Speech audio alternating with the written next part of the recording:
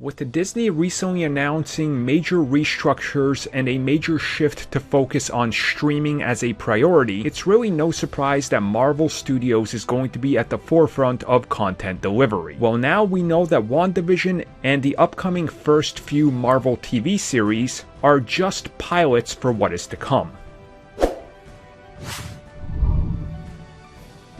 Okay, so before we get into this video, I'm quickly going to toss up the MCU Phase 4 release slate which we originally had. Now obviously, yes, release dates have shifted, but these are still in place. It is what is coming out. Besides Fantastic Four there and Blade, because we never had release date for those other than the fact they were announced. If you look at that release slate, do you notice something truly interesting? It has 5 MCU TV shows. And on top of that, right after, they also announced She-Hulk, Ms. Marvel, and Moon Knight, all for that phase. There is more MCU Phase 4 TV shows than there are actual films. And this is not by accident, it is actually deliberate. Because as we recently found out, WandaVision, of course, is the first MCU TV series that is going to be with us. Now, at one point, they were looking at WandaVision and the Falcon and the Winter Soldier coming out around the same time, but they would have generally been positioned as the first two big ones. But with recent reshoots and how they positioned it,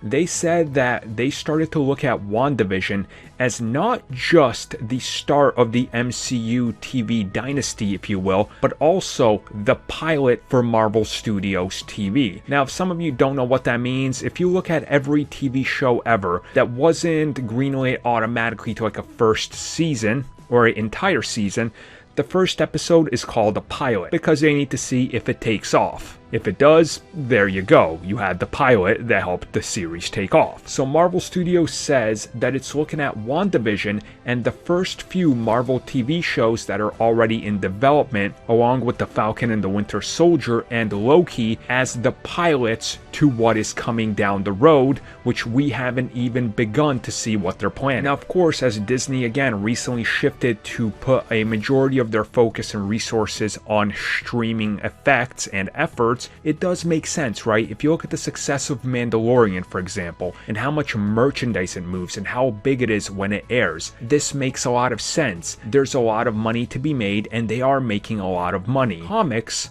are much like TV shows where it's episodic, and they want to move in a future where you're producing tons of Marvel TV because it makes sense. The stories lend themselves towards it, and if we look at all the shows that have been rumored to be in development and all of these that have been confirmed that were already developed / in some various stages, you start to realize that this really is what they're going to be positioning as the future, and that these first couple of shows are truly the pilot. And if you go back and look at Marvel TV that was under Jeff Loeb, Agents of S.H.I.E.L.D. was the gateway to everything we got after it, from Agent Carter to The Runaways, to Cloak and Dagger, to all the Netflix shows and everything that they were also developing like Ghost Rider. That's all thanks to Agents of S.H.I.E.L.D. So if you think about that, for example, WandaVision Season 1, The Falcon and the Winter Soldier, and Loki are all being positioned to test different markets and interests of fans, and what fans like we're gonna get more of. So don't be surprised if in a couple of years, when everything starts to get back to normal and the earth can continue to resume some sort of normal life, if we get to that point where Kevin Feige teased it, where we're looking at 3 to 4 MCU films a year on top of 4 to 6 MCU TV shows a year, we will literally be watching MCU content even if we don't want to, because that's how much there's gonna be. You might actually have to pick and choose if you want to watch it because there's so much. How awesome is that?